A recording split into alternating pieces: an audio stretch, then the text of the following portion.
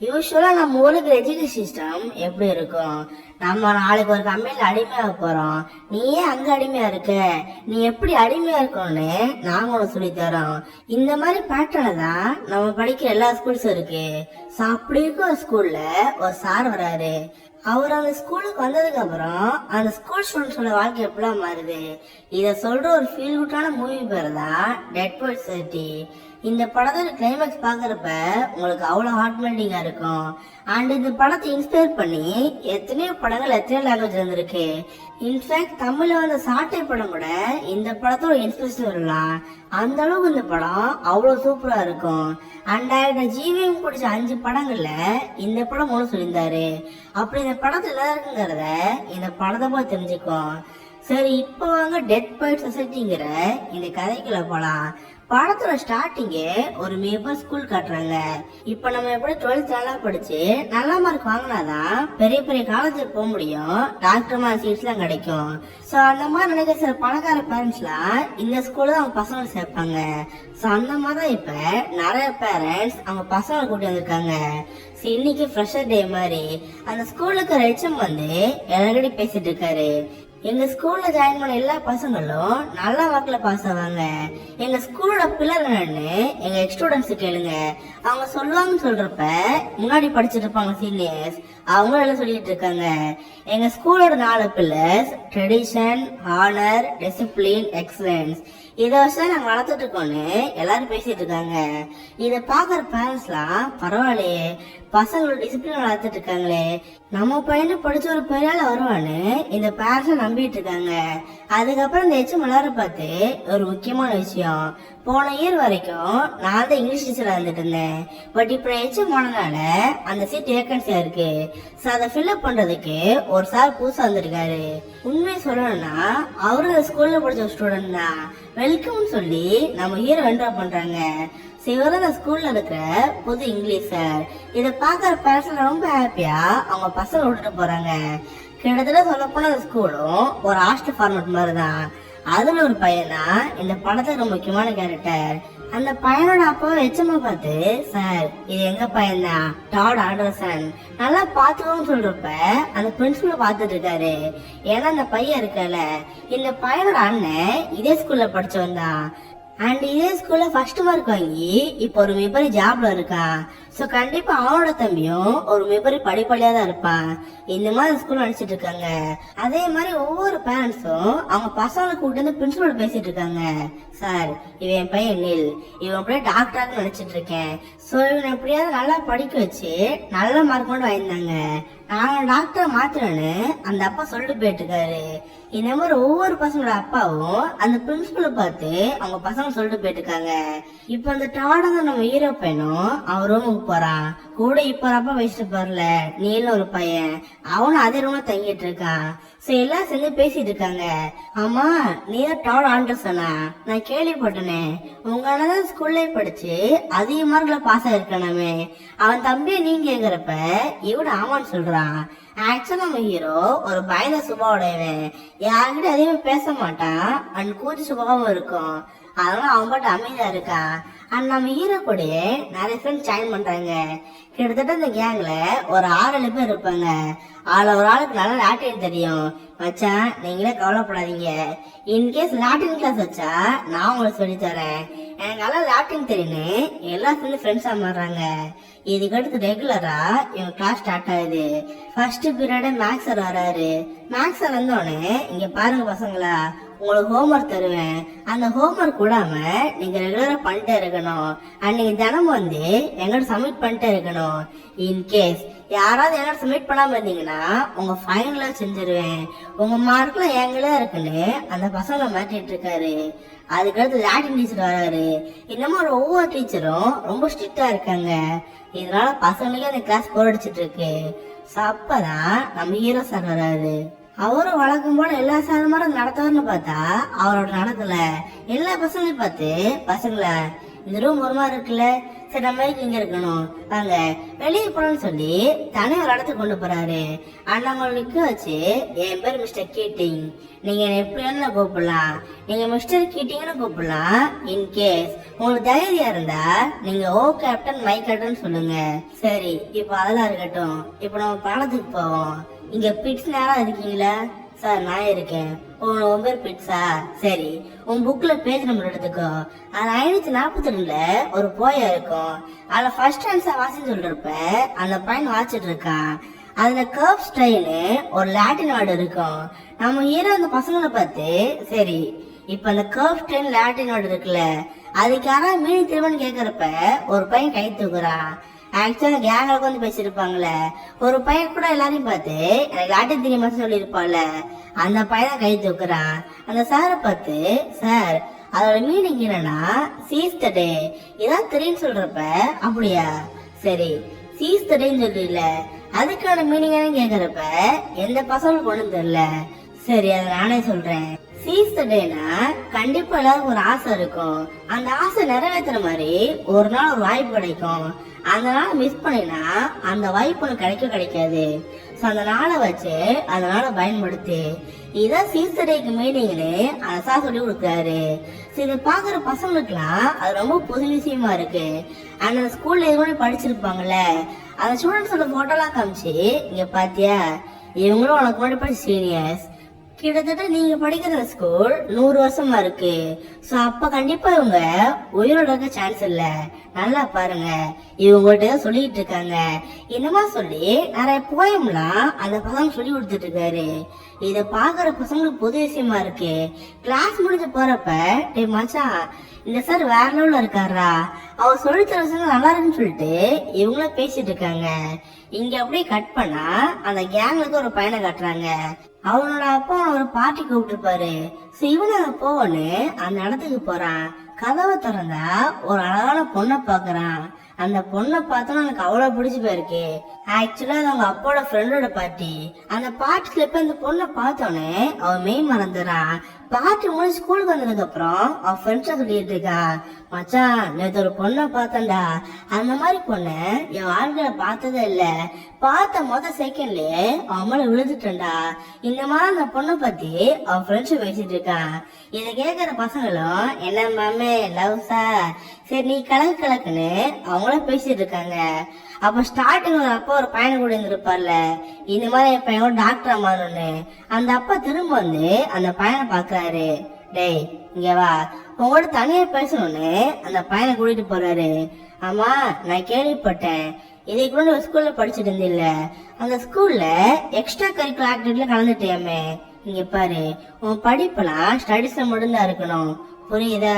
உங்க அம்மா நீ ஒரு மிகப்பெரிய டாக்டர் அம்மா நினைச்சிட்டு இருக்கா, அவ கடவுள மண்ணலி போட்டுறதுன்னு அந்த அப்பா சொல்லிட்டு இருக்காரு. இதை கேட்கற அந்த பையன் அங்கேயே ஆரம்பிச்சிடறான். ஏன்னா ஆக்சுவலா அவனுக்கு அவங்க அம்மா அவனுக்கு ரொம்ப பிடிக்கும். எப்ப அவங்க அம்மா பேச்சு எடுக்கிறாங்களோ அப்பெல்லாம் ரொம்ப எமோஷனல் ஆயிடுவான். ஸோ அதுக்காகவே நல்லா படிக்க ஆரம்பிக்கிறான். இப்ப அப்படியே அடுத்த நாள் கிளாஸ் ஆகுது. நம்ம ஹீரோ வழக்கங்களும் வந்து பாடம் எடுத்த ஆரம்பிக்கிறாரு.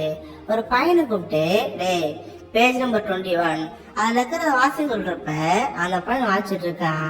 ஆக்சுவலா ஒரு இங்கிலீஷ் போயம் இருக்குன்னா அதை எப்படி எழுதணும், ஒரு லைன்ல இவ்வளவு லென்த் தான் இருக்கணும், அவ்வளவு சவுண்ட் இவ்வளவு ப்ரொனவுன்ஸ் ஆகணும், இந்த மாதிரி அந்த போய் வாசிக்கிறப்ப இவர் கிராஃபர் வரைஞ்சிட்டு இருக்காரு. இவர் வரையதை பார்த்தோன்னே பசங்க வரைஞ்சிட்டு இருக்காங்க. அதுக்கப்புறம் நம்ம ஹீரோதை பார்த்துட்டு, ஆமா நம்ம ஒரு கவிதை எழுதுறோம்ல, அது இப்படிதான் இருக்கணும் இவ்வளவு லென்த்ல தான் இருக்குன்னு சொல்றதுக்கு இவங்க யாரு, நான் எழுதி போட்டல அதெல்லாம் கிழிச்சிருன்னு சொல்றப்ப இந்த பசங்க கிரிக்கிறாங்க. ஆனா அந்த புக்ல ஃபர்ஸ்ட் பேஜ் இருக்குல்ல, அது எதுக்கு, அந்த ரூல்ஸ் நம்ம ஃபாலோ பண்ண வேணாம், அந்த பேஜ் கிழிச்சிருன்னு சொல்றப்ப இந்த பசங்க ஒரு மாதிரி பாத்துட்டு இருக்காங்க. சரின்னு ஒரு பையன் கிழிக்க ஆரம்பிக்கிறான். ஒரு பையன் கிழிக்காத பார்த்து 5 பேர் கிழிக்கிறாங்க. 5 பேர் கிழிக்கிறத பார்த்து அந்த கிளாஸை கிழிச்சிட்டு இருக்கு. இதெல்லாம் வெளியே வந்து லாட்டின் சார் பாத்துட்டு இருக்காரு. இவங்க எல்லாம் பேச்ச கிழிக்கிறத பார்த்து, டேய் என்னோட கிளாஸ் சார் இல்லையா, ஏன்னா சவுண்டு போறேன்னு கேக்குறப்ப சார் சொல்றாரு, சார் நான் இங்கதான் இருக்கேன் நீங்களும் கவலைப்படாதீங்கன்னு சொல்றப்ப அவர் அதான் கிளம்பிறாரு. இப்ப இந்த பசங்க கிழிச்சு போட்டு செம்ம ஜாலியா இருக்காங்க. அப்புறம் கிளாஸ்ல முடிஞ்சதுக்கு அப்புறம் அந்த சார் சாப்பிட போறாரு. அப்ப அந்த லாட்டின் சார் பாத்துருப்பார்ல, அவர் நம்ம ஹீரோ பார்த்து, சார் உங்க கிளாஸ் எப்படி இருக்கு? பசங்களோட ஃப்ரீயா விடக்கூடாது சார். அவங்களோட ஃப்ரீயா இருந்தாங்கன்னா நாளைக்கு திமிர் வந்துடும். இப்ப அவங்களுக்கு ஒரு 17 வயசு இருக்குமா? 17 வயசு இப்படி இருந்தாங்கன்னா நாளைக்கு எப்படி இருப்பாங்க? இதெல்லாம் ஏன் பண்ணுன்னு கேக்குறப்ப, சார் நம்ம எல்லாம் மிலிட்டரி கேம்பஸ் வச்சிருக்க பசங்க இப்படி பாத்துக்கிறதுக்கு அவங்க சின்ன பசங்க தானே, அவங்க நினைச்சமா இருக்கட்டும்னு இந்த சார் சொல்லிட்டு இருக்காரு.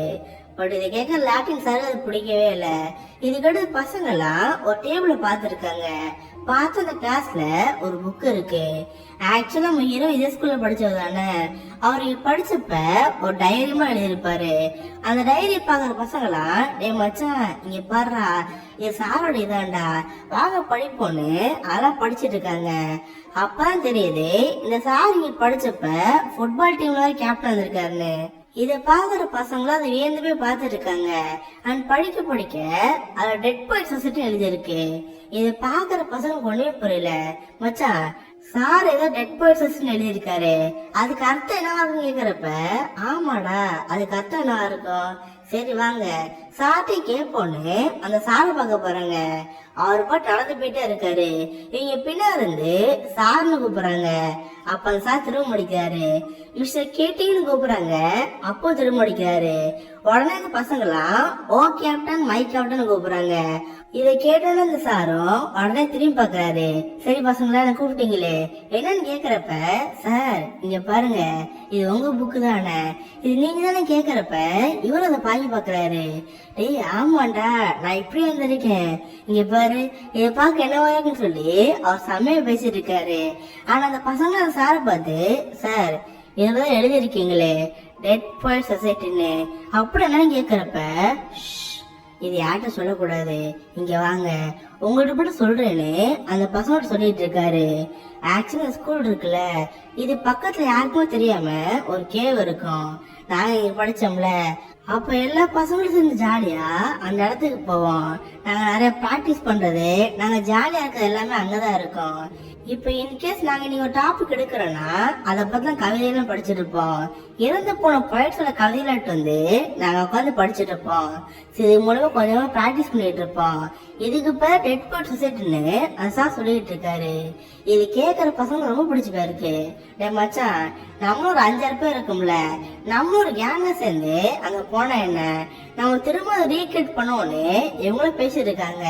உடனே அழகு ஒரு பையன், ஆமா அதெல்லாம் கிரியேட் பண்ணலாம், உடனே அந்த குகை எங்க இருக்கணும் தெரியுமா, அந்த சாரோட முடிஞ்சு போய் சொல்றப்ப எல்லாம் பிரச்சனை இருக்கு, நம்ம ஸ்கூல் அப்ப பார்த்தா தெரியும்னு அந்த பசங்க பாத்துட்டு இருக்காங்க. ஒரு வழியா அந்த கேவை கண்டுபிடிச்சு இவங்களாம் நடந்துட்டு போயிட்டு இருக்காங்க. உட்காந்து வேற ரோல் ஃபன் பண்ணிட்டு இருக்காங்க. ஆனா அந்த டாடு நம்ம ஹீரோ இருப்பால, அவனுக்கு மட்டும் ரொம்ப தயக்கமா இருக்கு. ஏன்னா மத்தவங்க பேசுறது எல்லாம் பயந்துட்டு இருப்பான். அதனால எதுவுமே பண்ணாம அவன் மட்டும் அமைதியா உட்காந்துட்டு இருக்கான். மத்த பசங்களும் காசு சொல்லிட்டு இருக்காங்க. அது ஒரு பையன் ஒரு போஸ்டர் காமிச்சு, மச்சான் இங்க பாத்தியா இது நியூல இருக்கிற பொண்ணோட போட்டோ, இவ்வளவு பத்தி காசு சொல்றேன்னு இவங்களும் பேசிருக்காங்க.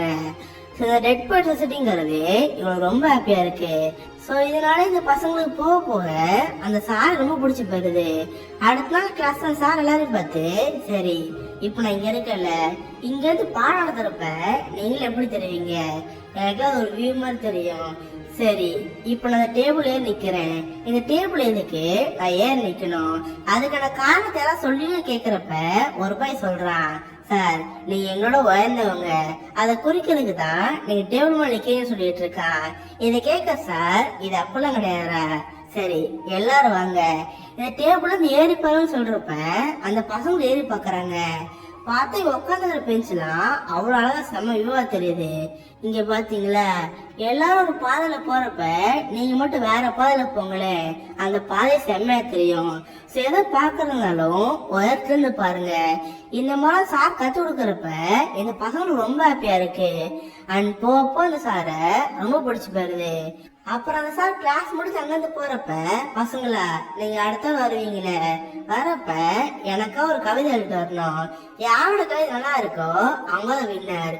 இந்த மாதிரி சொல்லிட்டு போறப்ப நம்ம ஹீரோக்கு ஒரு மாதிரி இருக்கு, எப்படியா செம்ம ஒரு கவிதை எழுதாகணும் இந்த மாதிரி சொல்லி முட்டி முடி படிச்சுட்டு இருக்கான். அப்ப இவங்க கூட நீல ஒரு பையன் இருப்பாள், அவங்க அப்பாவோட டாக்டர் சொல்லி இருப்பார்ல, அந்த பையன் ஓடி வந்து, மச்சான் நோட்டீஸ் போர்ட பார்த்தேன்டா, நம்ம ஸ்கூல்ல ஒரு டிராமா வைக்கிறாங்களா, அந்த டிராமால ஒரு ரோல் தேவைப்படுது, நான் போரான்னு சொல்றப்ப இந்த பையன் பயப்படுறான்.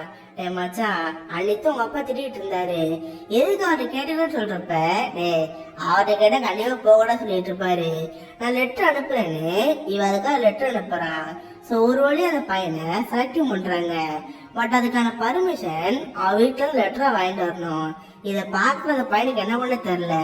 சரி நம்ம அப்பா தான் ஒத்துக்குவாங்களா, நம்ம அப்பா அம்மா நம்மளும் எழுதுவோன்னு இவன் ஒரு லெட்டர் எழுதிட்டு இருக்கான்.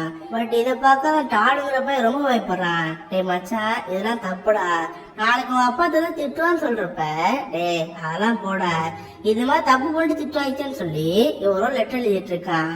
அவங்க அப்பா கையெழுத்துல போட்டு ஹெச்எம் அனுப்பிடுறான். அதுக்கடுத்து இவன் நாடகம் நடிக்க ஆரம்பிச்சிடறான். அதுக்கடுத்து அவங்க ஸ்கூல்ல ஒரு ஃபுட்பால் போட்டி நடக்குது. இவங்க ஸ்கூலோட டீமுக்கு வேற ஸ்கூலோட டீமுக்கு தான் மேட்ச் நடந்துட்டு இருக்கு. அன்னைக்கு கூட ஒரு பையன் பாட்டிக்கு போய் ஒரு பொண்ணை பார்த்துருப்பாள, அந்த போய் சுத்தி முத்தி பாத்துட்டு இருக்கான். பார்த்தா நீ பாட்டுல பார்த்த பொண்ணு ஆப்போசிட் ஸ்கூல்ல படிச்சுட்டு இருக்கு. இத பாக்குறவனு செம்ம ஹாப்பியா இருக்கு. பட் கூடவே அந்த பொண்ணோட ஒரு பையன் இருக்கான். அந்த பையன் அந்த பொண்ணோட கையை பிடிச்சு கூட்டி போறத பார்த்தோன்னு செம்மக்கும் வந்துருது. போச்சு, இவளுக்கு ஒரு பாய் ஃப்ரெண்டா இருக்கானா, எப்படி இந்த பொண்ணை கரெக்ட் பண்றதுன்னு இவன் யோசிச்சுட்டு இருக்கான்.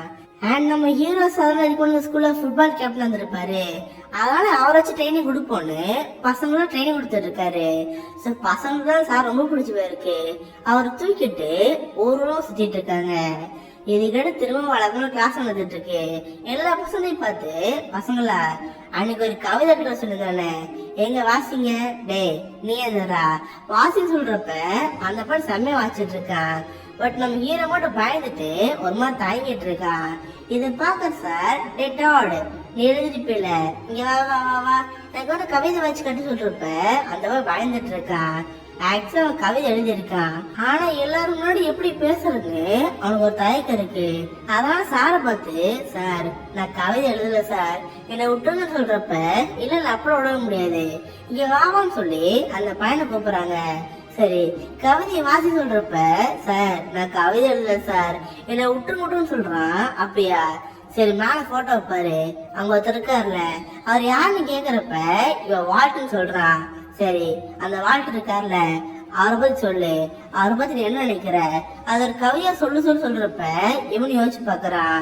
அவர் ஒரு முட்டாளு, அவர் வாய வச்சுக்க ஒரு முட்டாளு, இந்த மாதிரி சொல்றப்ப என்னது வாய் வச்சுக்க முட்டாளா, சரி அவர் சொல்லிட்டாரு நான் கண்ணை மூறேன்னு அந்த பையனோட கண்ணை மூறாரு. ஆனா அந்த பையன் சுத்தி விட்டே இருக்காரு. இவனு போக போக ஒரு கவிதையோட சொல்ல ஆரம்பிக்கிறான். ஒரு கட்டத்துல அந்த பையன் நிப்பாட்டுறப்ப அவன் வேற லெவல வார்த்தையெல்லாம் கோத்து ஒரு செம்மைய கவிதை சொல்றான். இத பாக்குற பசங்களும் பாராட்டுறாங்க. அண்ட் சாரனை பார்த்து, பாத்தியா உனக்கு கவிதை வருது, பட் நீ கவிதை சொல்லலைன்னா இவங்கள முன்னாடி இருக்கவங்க ஒரு பயம், இன்கேஸ் நான் கண்ணை மூணோன்னு அந்த பயம் போயிடுச்சுல, இதாண்டா இத மட்டும் உடைச்சிரு, நீ கண்டிப்பா பெரிய ஆள வரன்னு சொல்றாரு. இத பாக்குறது பையனுக்கு ஒரு பெரிய மோட்டிவேட் வருது. அதுக்கப்புறம் இவங்களும் தினம் வந்து கோயிலுக்கு போவாங்க, டெட் பர்சன்டே கொண்டாடுவாங்க. இந்த மாதிரி வாழ்க்கை போயிட்டு இருக்கு. அப்ப அந்த பொண்ணு லவ் பண்ணிருப்பான் அந்த பையன், அவன் எப்படியாவது அந்த பொண்ணுகிட்ட பேச நினைக்கிறான். அப்புறம் ஸ்கூல்ல ஃபுட்பால் டீம் இருக்குல்ல, 2 டீமும் சேர்ந்து ஒரு பார்ட்டி மாதிரி வைப்பாங்க. அதுக்கு அந்த பொண்ணு இன்வைட் பண்ணு சொல்லி அந்த பொண்ணு கால் பண்றான். அவங்க அப்பா மூலியமா அந்த ஃப்ரெண்டோட நம்பர் வாங்கி வச்சிருப்பான். அந்த பொண்ணு கால் பண்ணி, ஹாய் நான் கிறிஸ் பேசுறேன், நாளைக்கு ஒரு பார்ட்டி நடக்கும்ல, அந்த பார்ட்டிக்கு நீ வருவியா, நான் உங்க அப்பாவோட ஃப்ரெண்டோட பையன் பேசுறேன், அன்னைக்கு கூட பார்ட்டில நான் பார்த்தேனே, என்ன ஞாபகம் இருக்குன்னு கேக்குறப்ப அந்த பொண்ணு ஞாபகம் இருக்குன்னு சொல்லுது. இத பாக்குற அந்த பையனுக்கு ரொம்ப பதட்டமா இருக்கு. மச்சான் எப்படி ஒரு வேலையை பேசிட்டான்டா, நாளைக்கு அவளை பார்ட்டில மீட் பண்ண போறேன்னு அவனுக்கு செம்ம ஹாப்பியா இருக்கு. அந்த அடுத்த நாள் ஸ்கூல்ல திரும்ப கிளாஸ் நடந்துட்டு இருக்கு. பட் இந்த வாட்டி சார் வெளியே கூட்டிட்டு போறாரு. எல்லா பசங்களையும் பார்த்து, சரி பசங்களா எல்லாருக்கும் மார்ச் பாஸ்ட் பண்ண தெரியும்ல, சரி நீங்க 3 பேர் வெளியே வாங்க, மார்ச் பாஸ்ட் பண்ணுங்க சொல்றப்ப அந்த 3 பேர் லைனா பண்ணிட்டு இருக்காங்க. அவங்க பண்ணி முடிச்சதுக்கு அப்புறம், சரி நான் என்ன சொன்னேன், 3 பேர் மார்ச் பாஸ்ட் பண்ணதான்னு சொன்னேன், பட் நீங்க என்ன பண்ணீங்க, ஒருத்தர் மார்ச் பாஸ்ட் பண்ணிட்டு போனா அவனை ஃபாலோ பண்ணி மத்த 2 பேர் போனீங்க. இது பேர் மார்ச் பாஸ்டா. இங்கிலீஷ்ல ஒரு மிகப்பெரிய போயிட்டு இருக்காரு. அவர் என்ன சொல்லியிருக்காருன்னா, இப்போ ஒரு ஆளுக்கு 2 வழி இருக்குன்னு வச்சுக்கோ, 2 வழியில ஒரு வழியில நிறைய மக்கள் போறாங்க, ஒரு வழியில கம்மியான மக்கள் தான் போறாங்கன்னா நான் அந்த வழியில தான் போவேன். ஏன்னா அப்பதான் நான் தனித்துவமா தெரிவேன் அப்படி சொல்லியிருக்காரு. அப்ப நீங்க 3 பேர் நடந்து போறீங்கன்னா எப்படி நடந்து போகணும்? ஒருத்தர் ஒரு டைரக்ஷன்ல போகணும், இன்னொரு டைரக்ஷன்ல போகணும். சோ 3 பேரும் வேற ஒரு டைரக்ஷன்ல போயிருக்கணும். அப்ப நீங்க பண்ண தப்பு. சரி, இப்ப எல்லாரும் வாங்க, எல்லாரையும் மார்ச் பண்ண சொல்லுவேன். எல்லாரும் ஒன்னா போக கூடாது, தனித்தனி வேற வேற டைரக்ஷன்ல போங்கன்னு சொல்றப்ப அந்த பசங்க நடந்து போயிட்டு இருக்காங்க. இதெல்லாம் ஹெச்எம் நடந்து பார்த்துட்டு இருக்காரு. யாரா அவன்? நம்ம பசங்களை ஃப்ரீயா இருக்க சொன்னா இவன் ஃப்ரீயா வச்சிட்டு இருக்காரு. இவன் ஒரு நாள் தனியா பாத்துக்கணும்னு அந்த ஹெச்எம் பாத்துட்டு இருக்காரு. அதுக்கு அடுத்து அன்னைக்கு நைட் இந்த ஃபுட்பால் பார்ட்டி நடக்குது. அந்த பையன் அந்த பொண்ணை பார்த்து பேசலான்னு போறான். பட் அவனுக்கு ரொம்ப தயக்கமா இருக்கு. அதனால எதுவுமே பேசாம அமைதியா உட்காந்துட்டு இருக்கான். கொஞ்ச நேரத்துல அந்த பொண்ணு சரக்கு அடிச்சு அப்படியே மட்டையை படுத்துறது. இவனு மெதுவா அந்த பொண்ணு பக்கத்துல போறான். அந்த பொண்ணு அப்படியே கிஸ் பண்ண ஒரு ஆசையா இருக்கு.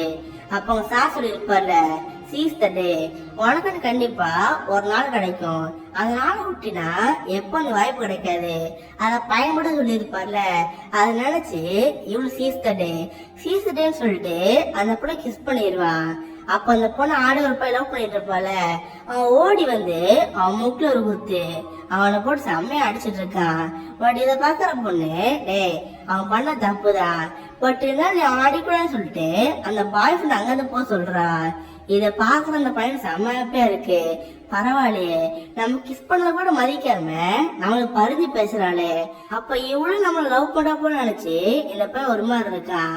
இதுக்கிட்ட திரும்ப டெட் பர்சன்ல உட்காந்து பேசிட்டு இருக்காங்க.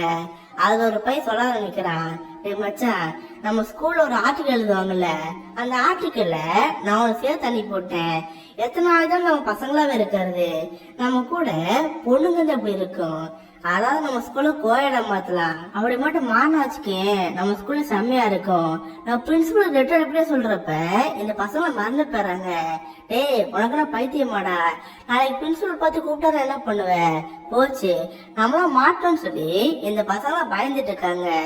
இவங்க நினைச்ச மாதிரி காலையில பிரின்சிபல் கூப்பிடாரு. எல்லா பசங்களும் உட்காரச்சு, சரி நேற்று ஒரு அன்னோன் இதுல இருந்து எனக்கு ஒரு லெட்டர் வந்திருக்கு, அதாவது நம்ம ஸ்கூல்ல கோயடா மாத்தணுமா, உண்மையை சொல்லுங்க, யார் அந்த பையன்? இன்கேஸ் நான் தெரியலன்னா உங்களை சும்மா விட மாட்டேன், சொல்லுங்க யார் அந்த பையன் கேக்குறப்ப அந்த பையன் எழுந்துடுறான். சோ பிரின்சிபல் அந்த பையன் தனியை கூட்டிட்டு அவனை அடைய நடிக்கிறாரு. உண்மையை சொல்லு, இதை கண்டிப்பா நீ சொல்லிருக்க மாட்டேன், யாரா தூண்டி விடுதா உன சொல்லிருப்பாங்க, சொல்லு நீங்களே யாரு, உங்க கேங்ல யாருன்னு அந்த பையனை போட்டு அடைய நடிக்கிறாரு. இதை வெளியிருந்து பாக்குற பசங்க பயந்து இருக்காங்க. போச்சு மச்சான், அவன் மட்டும் உண்மையை சொல்லிட்டானா நம்ம 7 பேர் டிசி கொடுத்துருவாங்க. நம்மளோட சேர்ந்து அந்த சாரை மாட்டிக்காரா, என்ன பண்றதுன்னு கேக்குறப்ப இவங்களும் பயந்துட்டு இருக்காங்க. பட் அந்த பையன் வாயை திறந்து எந்த பையன் மாட்டிட்டு இருக்க மாட்டான்.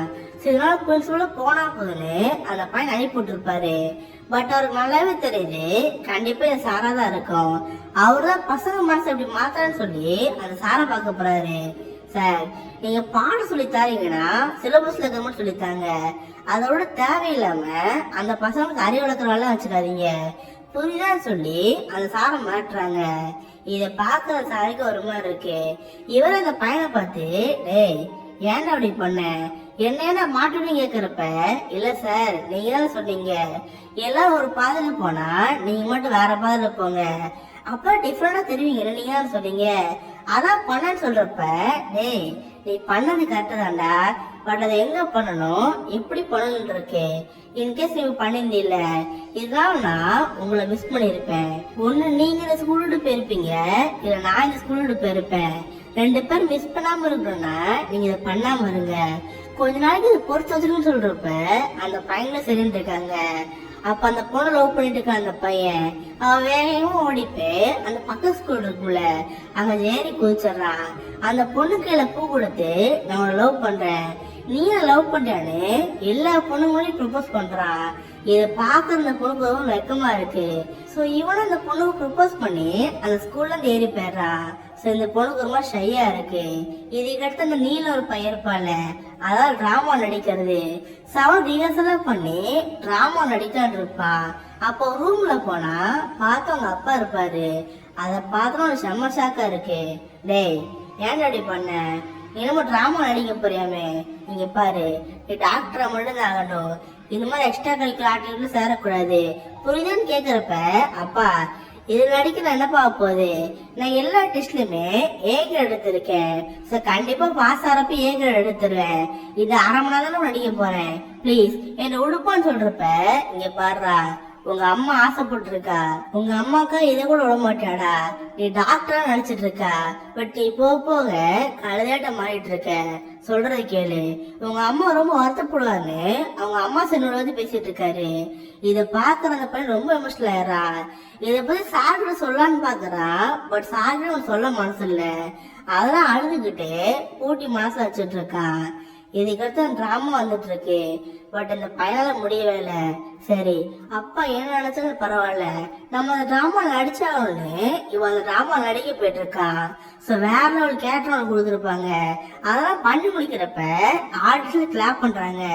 அதை பார்த்து அந்த பையனுக்கு ரொம்ப ஹாப்பியா இருக்கு. இதெல்லாம் கீழே இருந்து அவங்க அப்பா பார்த்துட்டு இருக்காரு. அவர் செம்ம கோவத்துல இறங்கி வா உன்னை வச்சுக்கிற மாதிரி அந்த பையனை பார்த்துட்டு இருக்காரு. டிராமாலாம் முடிஞ்சு கீழே இருந்ததுக்கு அப்புறம் அந்த பையன் கைப்பிடி செடி கூட்டி போயிட்டு இருக்காரு. இதை பார்க்க அந்த சாய்க்கு ரொம்ப வருத்தமா இருக்கு. உடனே ஓடிப்பே, டே என்னடா ஆச்சு, எதுக்கு உங்க அப்பா அவனை கூட்டிட்டு போக சொல்றப்ப இந்த அப்பாவுக்கு செம்மக்கு வந்துடுது. சார், எல்லாத்துக்கும் நீங்க தான் பசங்களை கெடுத்து வச்சிருக்கீங்களா, நான் உங்களை தயவு செஞ்சு கும்புறேன், என் பையன் கை விடுங்கன்னு சொல்லி அவங்க பையனை காத்த எழுத்து போயிட்டு இருக்காரு. இத பார்க்க நம்ம ஹீரோக்கு ஒரு மாதிரி இருக்கு. இப்ப அந்த பையனை வீட்டுக்கு கூட்டிட்டு போய், டேய் உங்க அம்மா என்ன நினைச்சா, நீ ஒரு டாக்டர் அம்மா தான் நினைச்சிட்டு இருந்தா, நீ என்ன போய் இந்த டிராமா நினைச்சிட்டு இருக்க, போதுண்டா, நீ இனிமே ஸ்கூலுக்குலாம் போனது போதும். நான் உன்னை கஷ்டப்பட்டு படிக்க வச்சு அந்த ஸ்கூல்ல சேர்த்தல எதுக்கு, அவ்வளவு ஃபீஸ் கட்டி நீ டிராமா அடிக்க போன, நீ படிக்க தானே போன, சரி போதும், நீ இதுக்கு ஸ்கூலுக்கு போக வேணாம், நம்ம ஊர்ல இந்த வாட்டர் ஸ்கூல் இருக்குல்ல அங்க படிச்சாலே போதுன்னு அந்த பையன் சொல்லிட்டு இருக்காங்க. இதை பாக்குற அந்த பையன் ரொம்ப அர்த்தமா இருக்கு. ஆனா அவங்க அம்மா பக்கத்துல உட்காந்து ஒரு மாதிரி அழுதுட்டு இருக்காங்க. இதெல்லாம் பாக்குற அந்த பையனுக்கு ஒரு மாதிரி இருக்கு. நான் அப்படி என்ன பண்ணிட்டேன், எனக்கு பிடிச்ச மாதிரி ஒரு அரை மணி நேரம் டிராமா நடிச்சேன், அதனால பிரச்சனைன்னு அந்த பையன் அழுதுட்டு இருக்கான். இப்போ நைட் தூங்கலான்னு போயிட்டு இருக்கான். பட் அந்த பையனுக்கு தூங்க மனசே இல்ல. அவன் மாட்ட ஒரு ரூம்ல இருந்து அவங்க அப்பா ரூமுக்கு போறான். அங்க டிராயரை திறந்து ஒரு கண் எடுக்கிறான். இவன் டிராமா அடிச்சிருப்பால அந்த கிரடத்தை மாட்டிக்கிட்டு அவனோட ஷூட் பண்ணி பாக்குறான். இந்த சவுண்ட் கேட்டோடனே அவங்க அப்பா எழுந்து பாக்காரு. பார்த்தா அவங்க போய் செத்து போயிருக்கிறான். அவங்க அம்மா ஓடி வந்து, என்னங்க என்னாச்சு, ஏன் சவுண்ட் கிடைச்சு கேட்கிறப்ப, இல்லம்மா நீங்க போகாதுன்னு அவங்க அம்மா புடிச்சு வச்சிருக்காங்க. இங்க அப்படியே கட் பண்ணா டாடுங்கிற நம்ம ஹீரோ காட்டுறாங்க. அவன் தூங்கிட்டு இருக்கிறப்ப ஒரு ஃப்ரெண்ட்ஸ்ல ஓடி வந்து, டேய் மச்சான் நீல் செத்துட்டான்டா, அவங்க அப்பா வீட்டுக்கு கூட்டி போனார்ல, அவன் சூசைட் பண்ணி செத்துறான்னு சொல்றப்ப நம்ம ஹீரோக்கு ஒரு மாதிரி கோவம் வருது. அவன் பாட்டு அங்க ஓடிப்பே, டே எனக்கு நல்லாவே தெரியும்டா, அவங்க அப்பா தானடா கொலை பண்ணிருப்பான், ஸ்டார்டிங்ல அவங்க அப்பா அவங்க ரொம்ப மோசம் நடந்துட்டாரா, அவர் தான் கொலை பண்ணிருப்பான்னு இவன் ரொம்ப உட்காந்து அழுதுட்டு இருக்கான். இதெல்லாம் கேட்க நம்ம ஹீரோக்கு ஒரு மாதிரி இருக்கு. அவரும் ரூம்ல உட்காந்துட்டு அவர் ஹோம்ஒர்க் புக் எழுதி இருப்பான். அதை நினைச்சு அவர் ரொம்ப வருத்தப்படுறாரு. இங்க இப்படி கட் பண்ணா அந்த அப்பாவை காட்டாரு. உண்மையை சொல்ல போனா பையனோட சாவ காரணமே அந்த அப்பா தான். பட் அந்த அப்பா தாமான தப்ப ஏத்துக்காம உடனே பிரின்சிபலை பாக்குறாரு. சார், எல்லாத்துக்கும் நான் வாத்துறேன் சார், அவர்தான் பசங்களுக்கு படிப்பு சொல்லி தராம வேற சொல்லி தந்திருக்காரு, அதனாலதான் என் பையன் ஸ்ட்ரெஸ் ஆகி சூசைட் பண்ணி செத்து போயிட்டான், எல்லாத்துக்கான சாரா சொல்லி அந்த சார் மேல ஒரு கேஸ போறாரு. இதனால சார் மேல ஒரு பிளாக் மார்க் வருது. ஆனா அந்த பையன் கூட சேர்ந்து மிச்சம் 7 பேர் இருப்பாங்களே அவங்களும் தனித்தனியா கூட விசாரிச்சுட்டு இருக்காரு. இத பசங்களும் ரொம்ப டென்ஷனா இருக்கு. போச்சு, இவனை கூட்டி போயிருக்காங்களே, என்னை கூட போராடி கூட்டிட்டு போய் அந்த பிரின்சிபல் அடைய நினைச்சாரு. பட் அவன் என் வாயில இருந்து ஒரு வார்த்தை திறக்கவே இல்லை. பட் அவன் ரொம்ப பயந்த மொழியாச்சு, எல்லாத்தையும் சொல்லி வச்சிடான்னு சொல்லி இவங்களும் பயந்துட்டு இருக்காங்க. கொஞ்ச நேரம் கழிச்சு ஒரு பையனை கூட்டிட்டு போயிருப்பால, அந்த பையன் வெளியே வரான். என் மச்சான், நான் சொல்றதை கேளுங்க, நம்ம 7 பேர் எந்த தப்பும் பண்ணல, எல்லாம் சேர்ந்து அந்த சாரை மாட்டி விட்டுருவோம். நம்ம ஸ்கூலுக்கு முக்கியமா இல்ல சார் இங்கிருந்து வெளியே போறது முக்கியமா, நீங்களே முடிவெடுத்துக்கணும்னு சொல்றப்ப அந்த பசங்களெல்லாம் கோவம் வருது.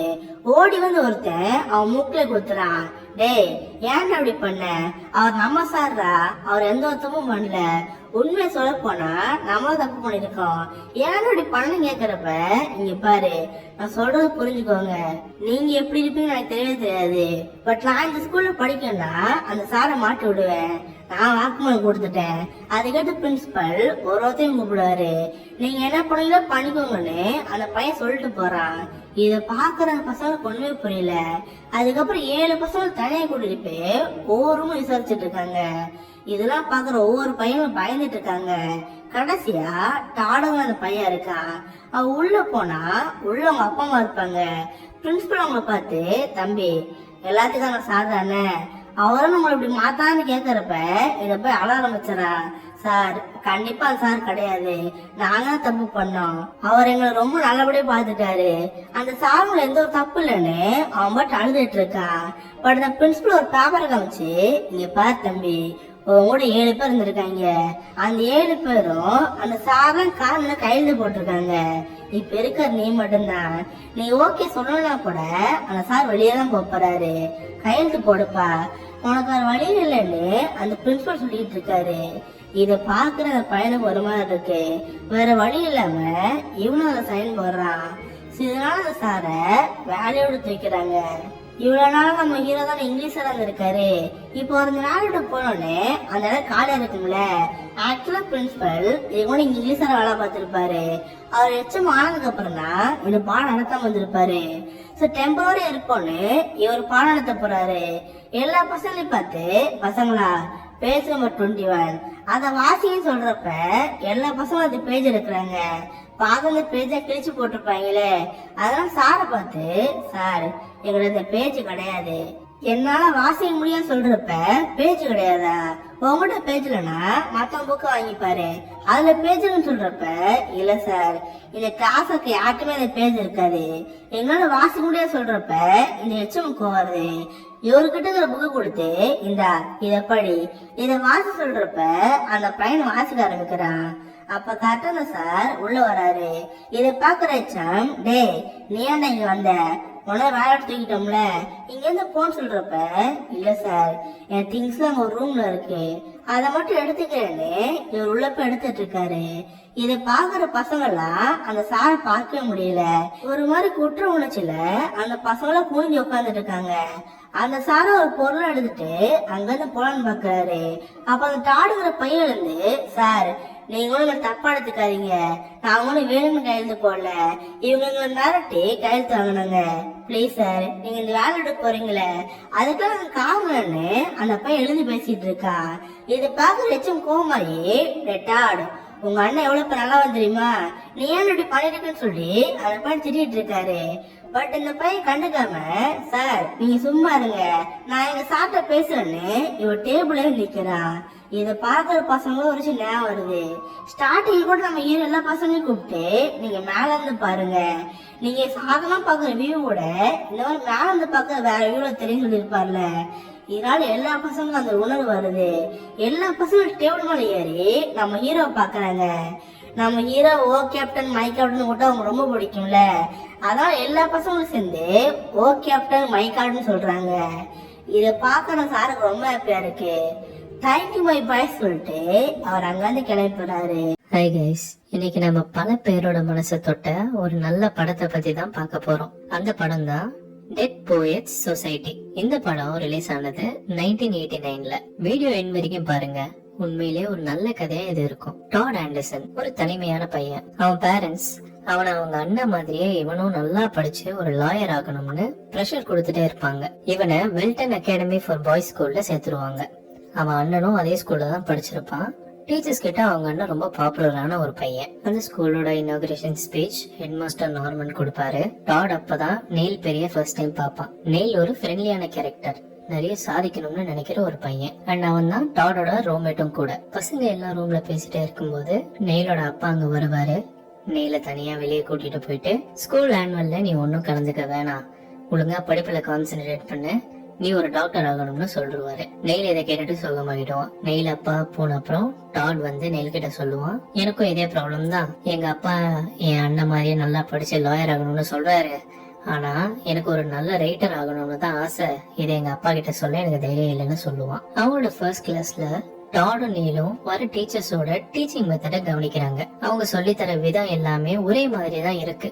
புக்ல என்ன இருக்கோ அதை எல்லாமே மனப்பாடம் பண்ணி டெஸ்ட் வைக்கிற மாதிரி தான் இருக்கு. ஒரே ஒருத்தரை தவிர, அவங்களோட இங்கிலீஷ் டீச்சர் கீட்டிங் பசங்க கிட்ட அவரும் இதே ஸ்கூல்ல படிச்ச ஒரு ஓல்டு ஸ்டூடெண்ட் தான் சொல்றாரு. பேசிட்டே இருக்கும்போது பசங்க எல்லாரையும் ஸ்கூலோட ஹால்வேக்கு கூட்டிட்டு போயிடுறாரு. அங்க வச்சிருக்க ஸ்கூல் போட்டோஸ், மெடல்ஸ், கப்ஸ் எல்லாத்தையும் பசங்களுக்கு காமிக்கிறாரு. கீட்டிங் பசங்க கிட்ட உங்க எல்லாருக்கும் இதே மாதிரி அச்சீவ் பண்ற டேலண்ட்ஸ் இருக்கு, ஒருத்தருக்குள்ளயும் சக்சஸ்ஃபுல் ஆகிற திறமை இருக்கு, அதை வெளியே கொண்டு வரதுதான் என்னோட வேலைன்னு சொல்லுவாரு. இவரோட இந்த டீச்சிங் மெத்தட்ஸ பார்த்ததுமே ஸ்டூடெண்ட்ஸ்க்கு புரியுது இவர் மத்த டீச்சர்ஸ் மாதிரி இல்லைன்னு. கீட்டிங் அவர் அந்த ஸ்கூல்ல படிக்கும் போது ஒரு ஸ்போர்ட்ஸ் டீம் கேப்டனா இருந்திருப்பாரு. பசங்க கிட்ட போகும்போது நீங்க வேணும்னா என்ன கேப்டன் கூப்பிடலாம், உங்களுக்கு தைரியம் இருந்தாலும் சிரிச்சுட்டே சொல்லிட்டு கார்பே டிஎம்னு ஒரு வார்த்தை சொல்லுவாரு.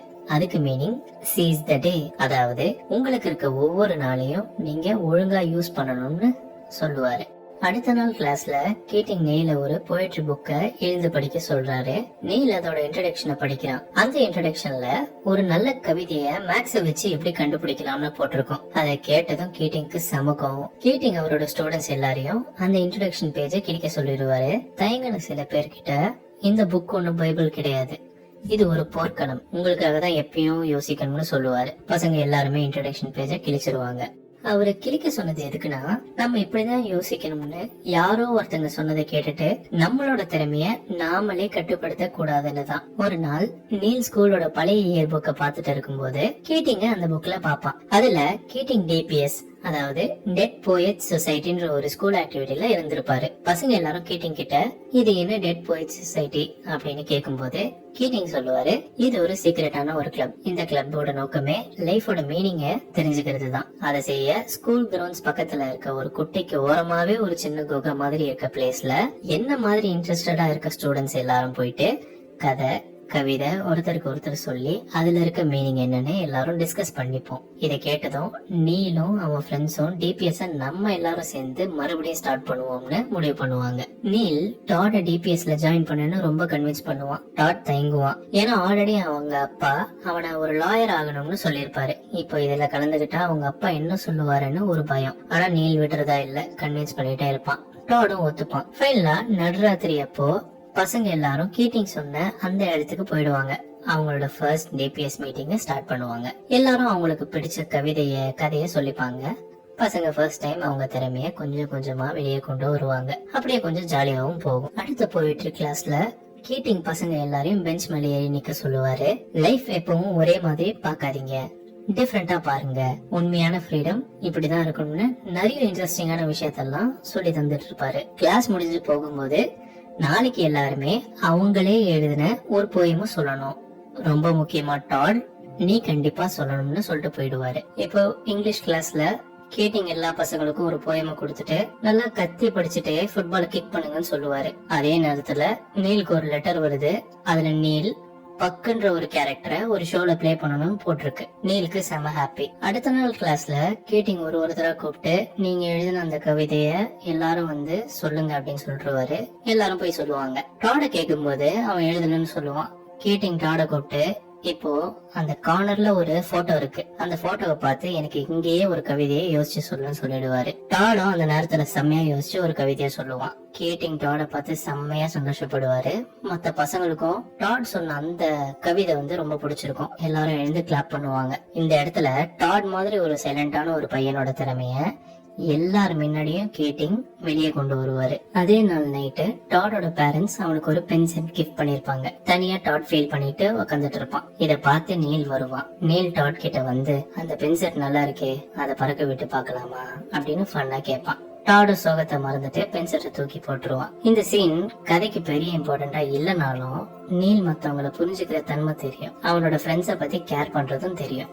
ஒரு நாள் நீலோட அப்பா ஸ்கூலுக்கு வந்து நீல் அந்த ஷோல பார்ட்டிசிபேட் பண்ணாத, படிக்கிறதுக்கு தான் இங்க வந்திருக்க, அந்த வேலையை மட்டும் பாருன்னு செம்மையா கத்திட்டு போயிருவாரு. நீல் இதை கீட்டிங் கிட்ட ஷேர் பண்ணுவான். கீட்டிங் அதுக்கு உனக்கு என்ன தோணுதோ அதை உங்க அப்பா கிட்ட சொல்லி புரியவேன்னு அட்வைஸ் பண்ணிடுவாரு. நீலும் அவங்க அப்பா கிட்ட சொல்லி பாப்பான். ஆனா அவங்க அப்பா கொஞ்சம் கூட நீல் சொல்றத கேட்க மாட்டாரு. கொஞ்ச நாள் கழிச்சு கீட்டிங் நீல் கிட்ட போயிட்டு உங்க அப்பா நீ அந்த ஷோல கலந்துக்கிறதுக்கு ஓகே சொல்லிட்டாரான்னு கேட்கும்போது நீல் ஒத்துக்கிட்டாருன்னு போய் சொல்லிடுவான். நீல் அந்த ஷோல பக்னு ஒரு கேரக்டரை செமையா நடிச்சிருப்பான். ஷோ பாதிலேயே நீல் அவங்க அப்பா அந்த தியேட்டரோட லாஸ்ட் ரோல நிக்கிறத பாத்துருவான். அவங்க அப்பா செம்ம கோவமா இருப்பாரு. இருந்தாலும் நீல் அந்த ஷோல அவனோட ஃபைனல் ஸ்பீச்ச கொடுத்து முடிச்சிருவான். ஆடியன்ஸ் எல்லாருமே எழுந்து நின்னு கை தட்டுவாங்க. இதெல்லாம் கொஞ்சம் கூட கண்டுக்காம நீலோட அப்பா நீல அந்த ஸ்கூல்ல இருந்து எடுத்துட்டு வீட்டுக்கு போயிருவாரு. போகும்போது கேட்டிங்க பார்த்து இன்னொரு தடவை என் பையன் கிட்ட பேசுற வேலை வச்சுக்காதீங்க அப்படின்னு சொல்லிட்டு போயிருவாரு. வீட்டுக்கு போனதும் நீலோட அப்பா அவங்க அம்மாவை கூப்பிட்டு, இவன் என் பேச்சே கேட்காம அந்த ஷோல பார்ட்டிசிபேட் பண்ணிட்டான், இதுக்கு தண்டனையா இவனை நான் மிலிட்டரி ஸ்கூல்ல சேர்க்க போறேன், இவன் நல்லா படிச்சு டாக்டர் தான் ஆகணும்னு சொல்லிடுவாரு. நீலுக்கு அவன் ஃபியூச்சர் அவன் ஆசைப்பட்ட மாதிரி போகாதுன்னு புரிஞ்சிடும். அப்பா அம்மா 2 பேரும் தூங்கின அப்புறம் அவங்க அப்பாவோட கன் எடுத்து ஷூட் பண்ணிப்பான். நீல் செத்துருவான். அடுத்த நாள் ஸ்கூல்ல பசங்க எல்லாருக்கும் நீல் செத்து போன நியூஸ் தெரிய வருது. ஹெட் மாஸ்டர் எல்லாரையும் கூப்பிட்டு டிபிஎஸ் கிளப்ப பத்தி விசாரிக்கிறாரு. அதுல கேமரூன் மட்டும் கிளப்ப பத்தி சொல்லிடுறான். இது கேட்ட டால்டன் கேமரூன் மூக்குலயே குத்துவான். அதுக்கு கேமரூன் அவன் சைட்ல இருக்க நியாயத்தை சொல்றான். அது என்னன்னா, உண்மையை சொல்லிட்டா கீட்டிங் மட்டும்தான் வேலையை விட்டு தூக்குவாங்க, நம்ம எல்லாரும் சேஃப் ஆகிடலாம்னு சொல்லுவோம். டாட ஹெட் மாஸ்டர் ரூமுக்கு கூப்பிடுறாங்க. அப்ப டாட் அவனோட அப்பா அம்மா 2 பேரும் அங்க உட்காந்துட்டு இருக்கிறத பாக்குறான். ஹெட் மாஸ்டர் டாட் கிட்ட ஒரு டாக்குமெண்ட் கொடுத்து சைன் பண்ண சொல்றாரு. அந்த டாக்குமெண்ட்ல கீட்டிங் தான் பசங்களை டிபிஎஸ் கிளப்ப மறுபடியும் ஸ்டார்ட் பண்ண சொன்னாரு.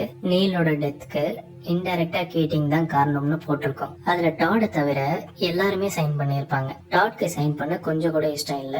ஆனா ஹெட் மாஸ்டர் சைன் பண்ணலனா ஸ்கூலை விட்டே தூக்கிடுவேன்னு சொல்லுவாரு. அதே நேரத்துல டாடோட அப்பா அம்மா சைன் பண்ணலனா நீ என் பிள்ளையே இல்லைன்னு சொல்லிடுவாங்க.